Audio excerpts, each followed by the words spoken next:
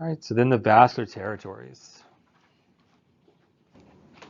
All right, so the vascular territories and the circle of Willis.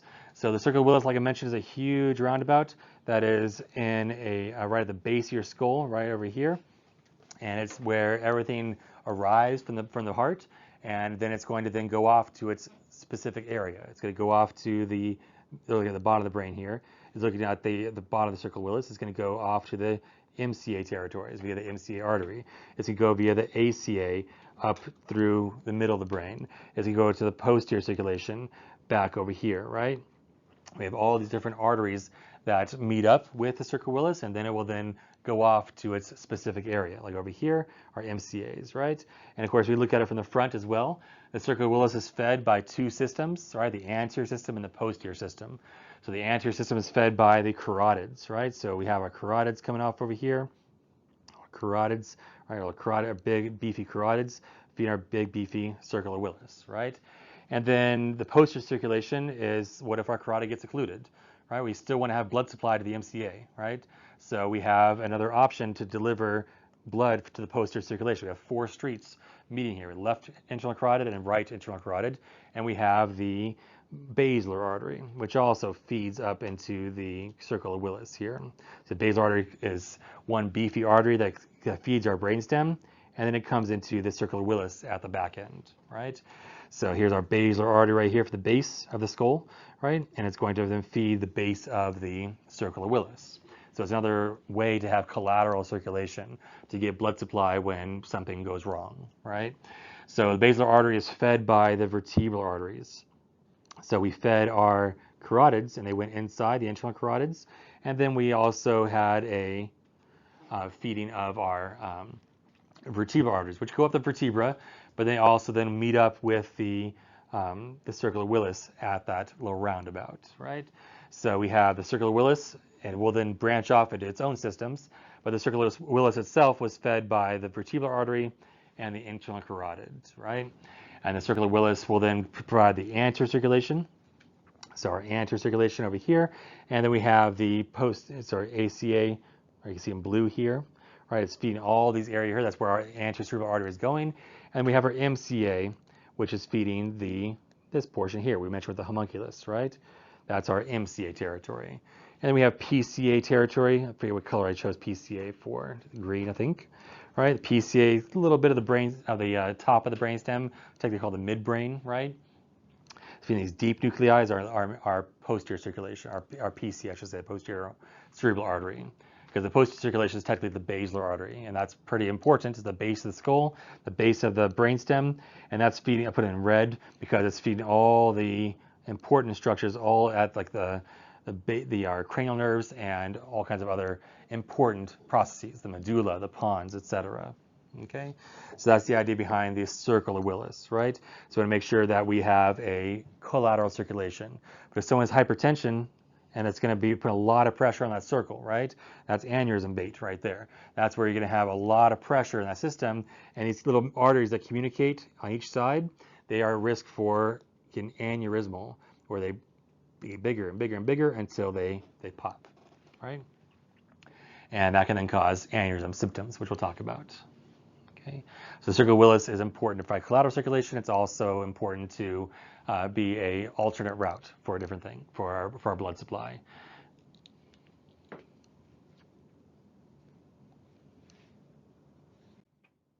All right, so the ACA, all right, so our anterior cerebral artery, so mentioned in blue, right? So in blue, we mentioned on the previous slide, it feeds the internal slice right here of the brain. It literally it cuts through, right? It's like the perineum of the brain, right? You open up the brain left and right frontal lobes, you separate them, you're going to see the ACA going right up the middle, right there. And it's going to feed this portion, right, of the brain. Okay, so it's illustrating yellow right here, but you can see different slices from different, if you're looking like top down, you can see it's feeding this slice, and if you look from the side, you can just barely see the ACA there. If you take off half the lobe, you can see it's feeding all the inside of the brain right there, right? or different sections anatomically. So you can kind of work it out that, you know, if we know the homunculus controls the legs right there, or genitalia right there, and we have frontal lobe activity being impaired, that's all my symptoms, right? So I'm wet because I'm incontinent, I'm wild because I have frontal lobe inactivity, and I'm also wacky because I have frontal lobe activity. Also, you could think of wacky gait. All right, the gait is also going to be not great, right? Because their legs don't work. They have leg apraxia or leg ataxia. They can't use their legs good, right? So they're incontinent. They have disinhibition. That's our difference between an ape and a human, is ability to have the frontal lobe developed. And they're going to have impaired judgment. They may be a little bit altered. They might have abulia. That's where they are, you know, they are unable to initiate purposeful movements. They have a lot of trouble initiating things. Okay, it's like when you're trying to go out to eat and you can't decide where to go. I'm kidding. Your frontal lobe's fine, right? So that's something else. So that's abulia is where they have difficulty initiating movements. Okay, so wild and wacky is ACAs. You can think of a little man right here if you're drawing your different arteries. So we're talking about the ACA is the legs, right? The MCA, spoiler, is going to be the arms and the mouth, right? And our PCA is going to be about vision stuff, which we'll talk about. All right, so that's our ACA. It causes contralateral, leg weakness or leg paresis, leg paralysis. All right, so our leg on the opposite side of the lesion is going to be weak or flaccid, and they're also going to be incontinent. You can have contralateral incontinence? No, that's not a thing, right? It's just incontinence. And then we have the speech, the content of thought. They're altered. They're not going to be. You might not know where they are, but they're going to be an outburst. Like they're the one in the ER making chimpanzee sounds. They're the one they're yelling out, right? They're shouting expletives down the ICU hallway, right? So they have a disinhibition. It's like you go to church every Sunday. I saw you last week, right? So they're a different person because they have this ACA stroke. All right, then our MCA, right? So our MCA territory is in yellow here. It is also the MC stroke location, the most common stroke location. It's basically a straight shot off the circular Willis, right? You come off the circular Willis and you're just going right there to the MCA. So the MCA feeds this wedge right here, and you can see that wedge feeds the face, arms, and speech. Well, yes, like I mentioned, the tongue is responsible for speech and swallowing, right? Are my cranial nerves affected? That affects speech, like my hypoglossal and my vagus nerve and such? No, those aren't involved here. But when we talk about brainstem reflexes, they are. But like they both have dysarthria when you have a basilar artery stroke and an MCA stroke, but it's for different reasons, right? So I'm losing this function right here. So I have face, right, drooping. So my FAST score, right, a face drooping. I got my arms drooping as well. And I got speech problems and swallowing problems, right? So facial droop and dysphagia, unable to swallow good, things fall out of my face. And then I have arms problem, right? So I'm the arm that I have weakness on or flaccidity on, it's unable to move and it's unable to sense as well, because we know there's motor fibers and sensory fibers that go to this gyrus right here, right? We have the precentral gyrus and postcentral gyrus. Postcentral is for sensory and precentral is for motor. And basically you have MCA territory, MCA stroke, it isn't like just choose one. It's interrupting the blood supply in this whole area right here, right? So all that's gone, sensory and motor. Okay, and yeah, there's some fringe cases where they'll have just one or the other, but basically they don't have sensations, so they can't feel little love letters from the girlfriends where they have little hearts in their hands, or what did I say, right? It's like, I don't know, or like they spell I love you in their hand, right? You're not going to be able to feel that anymore or understand that. Or same thing, you stick your hand in your pocket to find your keys, and you got chapstick in there, and then you got your keys, you got your receipt, and you got your dry cleaning. It's like, how are you able to find what you can't really figure it out without your eyeballs, right? So these are different things that they can get. They get graphesthesia, stereognosis is where they can't recognize objects just with touch, right? They'd have to use their eyes to be able to see it. Well, good luck, because their eyes don't work too, right? So they have homonymous hemianopsia. All right, homonymous hemianopsia is where homo, meaning the same, right? Miss, the same side of my vision. Half of it is gone, opsia. It's not there anymore, right? And it's contralateral, so it's the contralateral homonymous hemianopsia. So the half of my vision on the opposite side is gone, right? So just like my left arm is not working, I can no longer see the left side of my world, right? So the left side of my world is gone. This is someone with a right MCA stroke. I'm looking through right here, right? So they are losing this left side, right? So, and the interesting thing is that it's a cropped in version of it. So you imagine that, and then you crop it. So that's all they see. They don't know that they can't see the left side. It's what they see, what their brain has extrapolated is that is their world now. And they're going to be running into things all the time. They're going to be hitting their left side. They're going to be unaware of the left side. They're not going to be finishing their meal. On one side, this person obviously has a left MCA stroke, right? Or I should say right. They have a left MCA stroke, yes, right? So they have, I keep saying right. Anyway, they have a stroke that's going to be causing the loss of vision on one side. What they saw on their plate was one huge, nice lasagna. Whoa, look at all the lasagna. And they just ignored everything else, right? They don't have to lock gazes because the cranial nerves are not affected, right? Cranial nerves or extraocular eye movement is affected by your cranial nerves, right? This is just the vision. The visual cortex is right in this area right here. So if we look at top-down situation, it's one of these cortexes are affected, right? If you have a left MCA or a right MCA, like that temporal lobe where the visual information synapses, if it didn't synapse there, you wouldn't have this problem, but it does, and therefore you're going to lose that thalamic nuclei, or that temporal lobe nuclei, I should say. Okay, so speech is affected.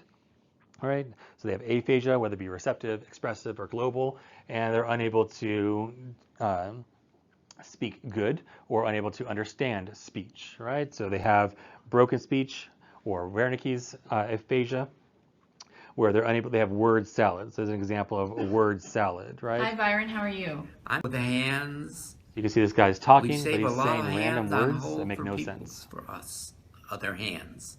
I don't know what you get, but I talk with a lot of hand for him. Sometime.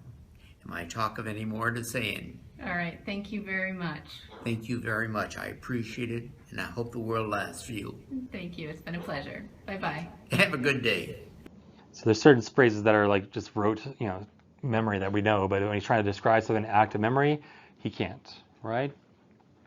So that's the idea behind behind dysarthria, right? And then we mentioned contralateral vision loss as well, where they can't see the other side, right? They can't see part of their their world, and it's cropped in. And also they have hemi-neglect, where they ignore part of the cell. Like this guy's ignoring part of his face. Is that a real stroke patient? Probably not, but that's the idea. That's like something you would do in college, right? All right, so yeah, so you lose the vision on one side, and of course you want to approach from the good side, right? Hello. Hello from the other side. Okay, so PCA territories. So in green here, we have the posterior part of the circulation, yes, but it's the PCA, the posterior cerebral artery. So you can see in green here, it's the deep lobes here of the brain, the deep nuclei of the brain, and it's the inner recesses, the underbelly of the brain, right? It's not going to be about the homunculus anymore, which was over here in the ACA and the MCA territories, right? We're talking about the deep nuclei and the top of the midbrain, right? So our midbrain and our occipital lobe are being fed by the posterior cerebral artery, right? So these are the ones that are going to have deficits. So occipital lobe right over here, not working. Something barking? Some audio coming from the TV. Okay, I don't know what that is. Anyways, we have, okay, because you do get some hallucinations with all right, so with a PCA. I wonder if that's also going to be visible later. Anyways, we're hearing barking, but we all have okay, it's a group hallucination. All right, so we have the occipital lobe that's involved, right? So we have the cortical areas here, which are for vision. We get the homonymous heminopsia as well with this vision loss. And it makes sense if you trace everything back to the back of the brain, where you're losing that occipital lobe. Usually it's not both, it's usually one side, right? When you have a stroke, unless it's a catastrophic, huge stroke, you'll get both sides involved, right? You lose depth perception. It's an important part of your vision. That's why you have two eyeballs and not one eyeball, so you can be able to recognize the distance between something and something else. And then we have the thalamic nuclei involved, right? The thalamus is the big switchboard operator of the brain, right? Any kind of sensory signal coming in to the brain synapse to the synapse, and then it goes to where it needs to go. The thalamus sends that information to the arm if that sensory information came from the arm, right? It doesn't want to cross paths and go to the legs. That'd be weird, right? This is why you still have phantom pain, because you still have nearby stuff like your knee being touched. It might still have some residual information from your leg that wasn't there anymore. Okay, so the thalamus, if this goes offline though, you're going to have contralateral anesthesia, an absence of sensation on the opposite side, because remember it's still crossed over here at the medulla. And by the same token, it's coming down from the arm, right? Going down, decussates, and goes to the arm, right? So we still have we have contralateral hemiplegia, right? So we have hemiparesis and anesthesia that will happen from a thalamic absence of thalamic activity, whether it be a thalamic bleed or a thalamic ischemia, right? And the interesting thing, if it doesn't cause anesthesia, it causes a body-wide burning on that side, right? Because all the fibers are all kinds of frizzled, phrased. That's the word I'm looking for. All right, a little dysarthria right there. So we're losing we're having a increased amount of fibers firing off, or absence of fibers, and then you have this body-wide pain on one side. And the deep nuclei, so the deep nuclei of the brain over here, all in the center right here. So we have the hippocampus, the basal ganglia, of all these different areas that are responsible for important functions, right? So such as memory, we got prosopagnosia, that's where you are able to recognize faces. So someone might not be able to recognize their children or their loved ones anymore. So they have this absence of facial recognition, which is pretty amazing. There's 9 billion people on Earth. You can recognize good 100 to 500 of them, right? You're able to recognize all those people. Okay, and whereas now all 9 billion faces look super unique to you, and you have no ability to discern with who is who, right? Maybe by colors. I don't know how you'd be able to distinguish after that point. This is where a occupational therapist would work with them on how to get over these hurdles, these deficits. Okay, and then we have perseveration, and then we have perseveration, and then we have perseveration. That is where you are repeating yourself over and over. You're repeating things. Right? That's different than echolalia, where you're echoing things, or somewhat like a parrot. That's echolalia, where you're echoing what someone is saying back and forth, right? And of course, hallucinations, like the dog barking we all collectively heard together. And then we have the cranial nerves start to get involved. Most of your cranial nerves are in your brainstem down over here, right? Your brainstem here, but the top of the brainstem, remember the midbrain, some of the nerves originated from there. Most of your cranial nerves originated from the pons or the medulla, but we do still have a few, and our favorite, cranial nerve 3, right? Cranial nerve 3 is also one of our guys as well. Okay, so your cranial nerve 3, our old trusty friend, this one is going to be impaired, right? So we learned in normal neurofunction that cranial nerve 3 is responsible for what? Eye dilation or eye constriction, or pupil, I should say. Which one? Pupil, yeah, you're right. Pupil. Well, it's a reaction to cranial tube, so it's constriction. Yeah, so in response to cranial 2, it will be on a reflex, and it will cause a pupil constriction, right? That means it's intact. Cranial 3 is intact. But your normal cranial 3 activity is to pupil constrict. So if I lose function, or I lose not function, but ischemia to the cranial 3 nuclei where they originated, I'm going to have pupil dilation on the opposite side or same side?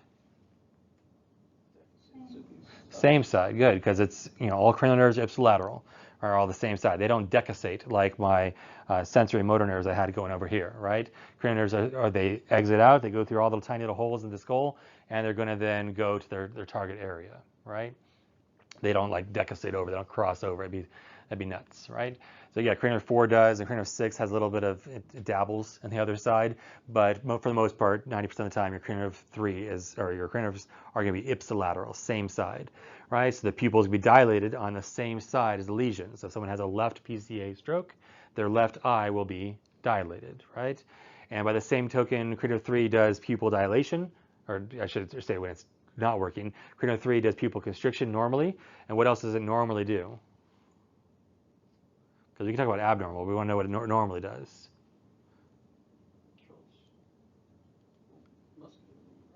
Good, that's what it's called, right? It's an oculomotor, right? So it moves muscles, and it does a lot of the functions, right? It does all the functions of the eye, except for these two muscles, right? Lateral rectus muscle is cranial nerve 6, and cranial nerve 4 is the superior oblique muscle. So 3, 4, and 6 are our oculomotor nerves, our extraocular eye movement nerves, our EOMs. But cranial nerve 3 does a lot of the heavy lifting, right? And what it does is everything except for the lateral rectus. What does the lateral rectus do? It pulls my eye which way? Is my medial rectus. My lateral rectus, it pulls my eye this way. So if I have no medial rectus activity, right, it's gone because my oculomotor 3 is done, right? It's done. That means it can no longer contract. It can no longer push my eye towards my nose there, right? So everything is going to go outward if I have cranial nerve 3 inactivity, right? So as you can see, this guy is looking towards his lesion. His cranial nerve 3 on this side, cranial nerve 3 is broken, right? His pupil is dilated and he's looking towards the lesion, right? And of course, I have a PCA stroke on that side. It's going to be my sensory motor fibers, though, they decussate. So I have hemiparesis contralaterally. So with a right PCA stroke, I have contralateral hemiparesis of the motor and sensory function, and I have ipsilateral cranial nerve 3 or pupil dilation and eye deviation towards the right. So that's how that's all pieced together, right?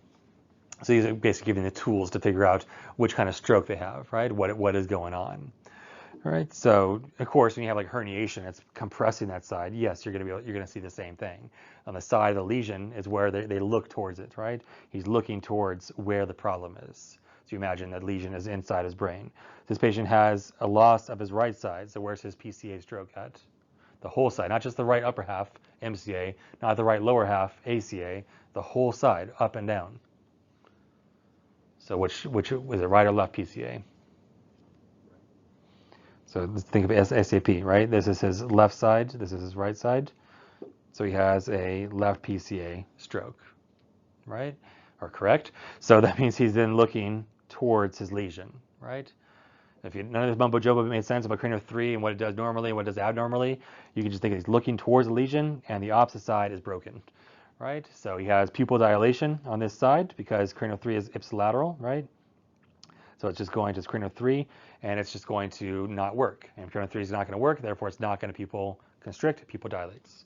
And it can't do its job of moving all the muscles, including the medial rectus, and therefore you're going to be looking away from the from the middle. You're going to be looking laterally. You have a lateral gaze deviation. Okay, so that's the idea behind PCA strokes. They're the posterior circulation of the occipital lobe with vision problems, and we're going to have the deep nuclei involved. All right, the deep nuclei of the brain that are involved with memory, the hippocampus. The thalamus is involved. Thalamus is a deep nuclei, but that's very important to switchboard and put sensory motor fibers where they need to go, right?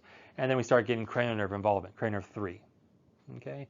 And you thought one cranial nerve was hard, how about the rest of them, right? So the basilar artery feeds the brainstem, right? So all my cranial nerves there, ooh, what happened?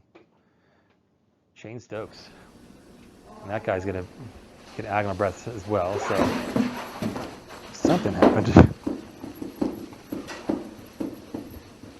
That's also cranial nerve activity. No, they kind of got ahead of me, but that's definitely the which part of the brain is where the basilar artery feeds.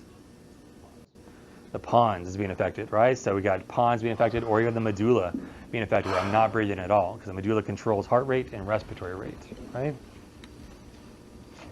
So that's a problem. So when patients can present with severe respiratory compromise, severe respiratory arrest afterwards, after a stroke. Okay. This guy finished breathing for us. He has agonal arrests. We demonstrated the chain Stokes in the previous video on our abnormal respirations. We had pontine deficits. Okay, so cranial nerves are fed by this basilar artery system, right? The vertebral arteries came in. They came together to form my basilar artery. They came off my subclavian artery down there, right? My subclavian artery, they came in the posterior circulation. They're behind, right? They come together to form the base of the skull, the base of the brain stem. So they're pretty important, right? So we talked about the cranial nerves being, cranial 3 was hard. Well, it does have overlap with the PCA. So cranial 3 is also involved here as well, right? So we get the cranial 3 involvement, 3, 4, and 6 might be involved as well. They might be looking towards or away from the lesion. Looking towards the lesion, so their eyes are deviated towards where the deficit is, right? And we explained why that was. And then we have cranial 7, right? So you have facial dysfunction, right? Facial nerve sensation is lacking. It might get ptosis. It might even look like an MCA stroke. But now it's the cranial nerves being involved. It's not the homunculus like before. Our homunculus that was over here fed by the MCA. That's not what's being had the deficit. It is our posterior circulation is not getting the cranial nerve involvement, right? Cranial 7 not being involved. They'll also have dysarthria and inability to speak good, right? Their hypoglossal nerve and their tongue movement is not great. It doesn't work great. The taste doesn't work great. It's because of the cranial nerves being involved, not because of my tongue motor and sensory function from my parietal lobes, from the homunculus, right? So there's a little bit of overlap there. They're also going to have dysarthria, dysphagia. Are they going to have a aphasia where they can't form words? No, their brain works fine. The temporal lobe works fine. It's the cranial nerves that are not working. They still have inability to have gag and cough, which is an aspiration risk. They can't, the weak head and neck. They have dysphagia, dysphonia. They're unable to manage secretions, etc. Well, right? Cranial 8, well, shoot, that's a balance in hearing. That's a fall risk in of itself. Okay, so cranial nerves definitely get involved with basilar artery strokes because the basilar arteries are feeding all of my cranial nerves here, right? And the basilar artery, as we saw, feeds the pons and the medulla. Therefore, I can get chain-Stokes respirations, or I can get agonal, right? We're going to fix this for next time. All right, fixed agonal. All right, so these are all coming and forming a critical part of the brainstem, and therefore we lose function of the cranial nerves, we lose function of the pons and medulla, the respiratory variations are wrong, heart rate, respiratory rate might be wacky. I get a heart rate that's very, very, labile, just like with the Cushing's reflex. I got bradycardia with Cushing's reflex with the increased ICPs. Same thing, but then that could progress to bradyasystole or PEA, right? Or agonal heart rates as well. Okay, so then the other piece to this is the cerebellum. So we haven't really talked about the cerebellum, but the cerebellum is also pretty important, right? Cerebellum is also fed by different other small vessels we're not get into, but they come off the basilar arteries. So we're going to lose things the cerebellum does. What does the cerebellum do? Balance. Fine motor, yeah, fine motor is more of what we've learned over time with our parietal lobe and such, but definitely muscle memory. Things that we, like, yes, piano playing is fine motor, violin playing is fine motor, but that has been part of muscle memory. Walking is muscle memory as well, right? So balance, coordination, all right, they're going to look drunk all the time. Right, they lose that ability they have to think about each step they take, and they look like they're really trying not to fall, right? And then we have the brainstem itself being infarcted, which is locked-in syndrome, which is the American Stroke Association says that's a type of stroke. And I sent them not an angry email, but an email saying, I don't think that's a part of stroke, an actual type of stroke. If you're looking at types of strokes, this is what this source says are strokes. And then I sound like it's like a letter to the editor, kind of someone complaining on Yelp, kind of. I feel really bad after I sent it. But anyways, it's like the locked-in syndrome is like 0.01% of strokes. It's extremely rare. So why would you say, oh, that's a type of stroke? It's like, when does this happen? Doesn't that have to do with the sodium? Sodium, not so much, but you might be thinking of central pontomyelinolysis when you've corrected sodium way too quick. But yeah, this leads to a brainstem that's being infarcted or hemorrhaged, right? So it's losing its blood supply, and they can get locked in where everything's offline, sensory, motor, etc., except for maybe their eyelids, and they're conscious underneath. Okay, and then our reticular activating system is also involved with our brainstem, right? It goes all the way through our brainstem and up into our cortex. So the RAS, or the reticular activating system, will go offline, and they can present comatose, right? Especially if the herniation worsens, if it's a herniation from above, or even worst case scenario, a cerebellar lesion that gets worse and worse over time. Okay, so the BFAST and the BFAST scale, the BE was added because of posterior circulation strokes. Before, FAST was only for the middle cerebral artery, which is one of our most common strokes, but they weren't capturing a lot of strokes because of the public wasn't educated to all the possible stroke symptoms, right? So they had a B fast, so balance, like cerebellum, right? Eyes, they got some eye problems of cranial 3 as well. Okay, and then of course face, arms, and speech. Well, speech and face is going to be cranial, our 7 for facial nerve, and speech is for our 9, 10, and 12, right? Those are all involved with speech as well.